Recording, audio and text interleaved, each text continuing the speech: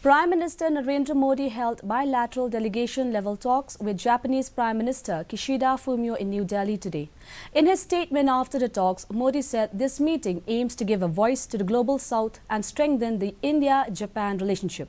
He highlighted that an important pillar of India's G20 leadership is voicing the priorities of the Global South. He added that a culture that believes in Vasudhaiva Kutumbakam believes in taking everyone along.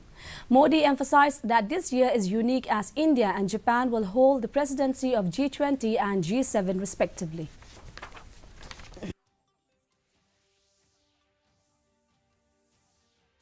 आज मैंने प्रधानमंत्री Kishida को भारत की G20 अध्यक्षता की प्राथमिकताओं के बारे में विस्तार से बताया।